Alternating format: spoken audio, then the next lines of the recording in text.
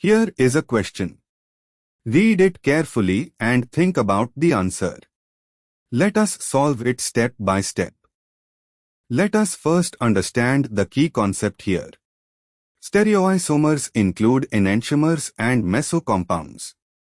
For a compound with n stereocenters, the maximum number of stereoisomers is 2n, but this can be reduced if a meso form exists. Moving on to the next step. Identify the structure of 2,3-dichlorobutane. CH3, CHCl, CHCl, CH3. Carbon 2 and carbon 3 are both stereocenters, each bears H, Cl, CH3 and CHCl CH3 groups. Moving on to the next step. Since there are 2 stereocenters, the maximum possible stereoisomers is equal to 2 is equal to 4.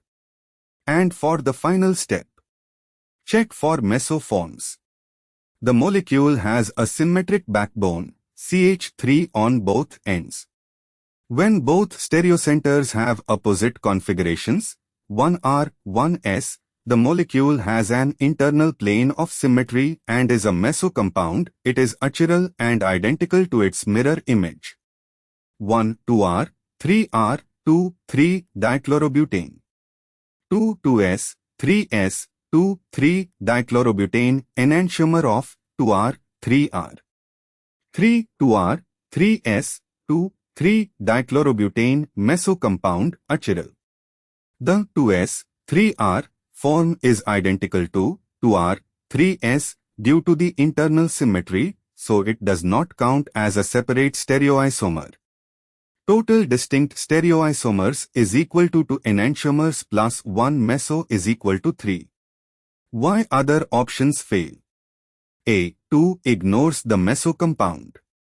C. 4 treats 2R, 3S and 2S, 3R as separate, ignoring the meso relationship.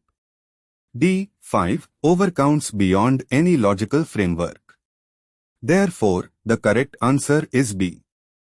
Therefore, the correct answer is option B.